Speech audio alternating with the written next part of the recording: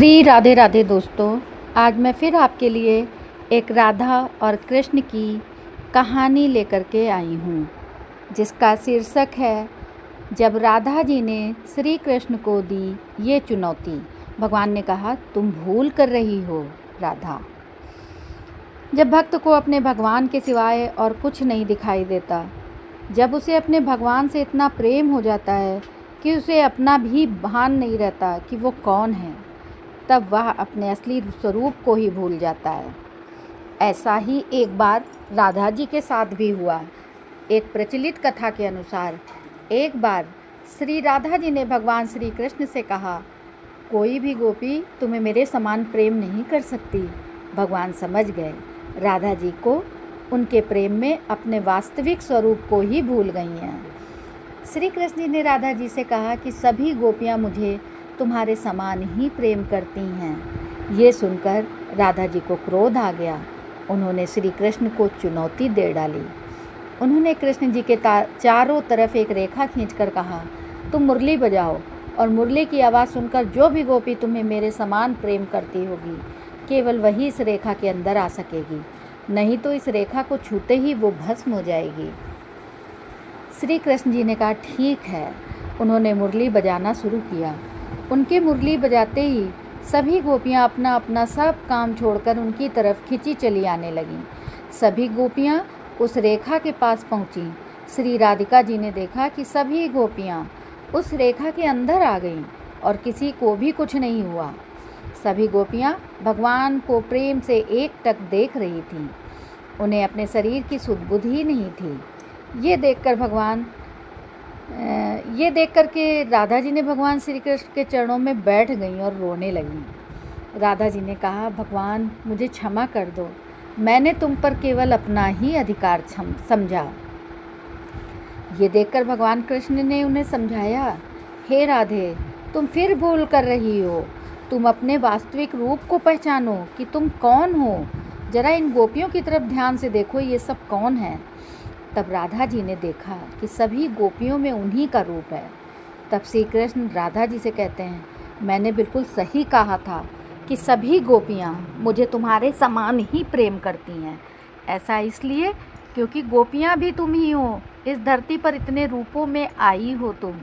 भगवान ने राधा जी की एक सहेली ललिता की तरफ इशारा करके कहा, ये गोपी अपने आप को ललिता कहती है, लेकिन वास्तव में देखो ये कौन है। राधा जी ने देखा कि ललिता में भी उन्हीं का रूप है। तब श्री कृष्ण ने कहा, ललिता भी सिर्फ मुझसे ही प्रेम करती है, लेकिन वो जानती है कि मैं सिर्फ तुमसे प्रेम करता हूँ, इसलिए वो प्रसन्नता के लिए अपने प्रेम का बलिदान कर रही है। यहाँ तक कि वो हम दोनों को मिलाने का प्रयास भी करती है। ये त्याग, समर्पण और निष्काम भक्ति प्रेम के ही रूप हैं, यानी तुम्हारे ही रूप हैं। तुम धरती पर प्रेम के सभी रूपों में आई हो। अपने वास्तविक स्वरूप को पहचानो। ऐसी लीला करके भगवान श्री कृष्ण और राधा जी ने ये समझाने की कोशिश की है कि प्रेम केवल अपने प्रेमी को पाने का ही नाम नहीं है।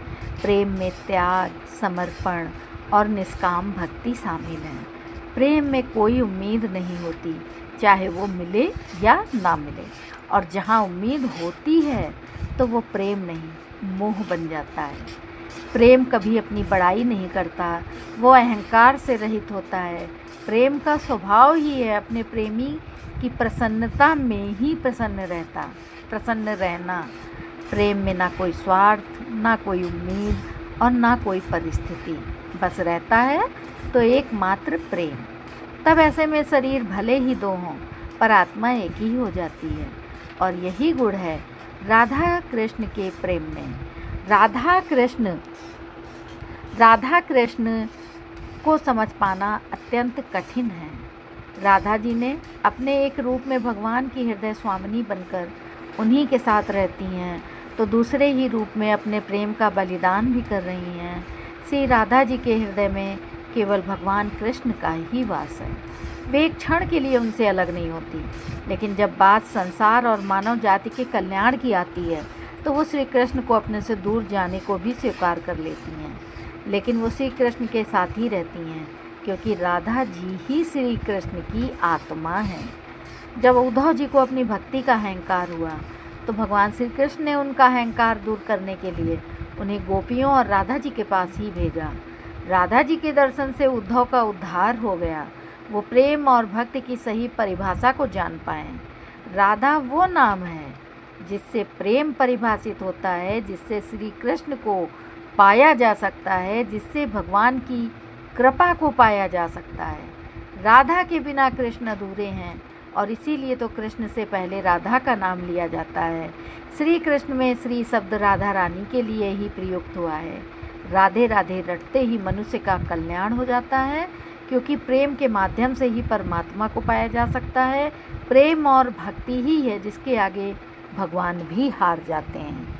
प्रेम ही तो है जो निर्गुण और निराकार ब्रह्मा को भी सगुण और साकार रूप में अपने पास आने के लिए विवश कर देता है।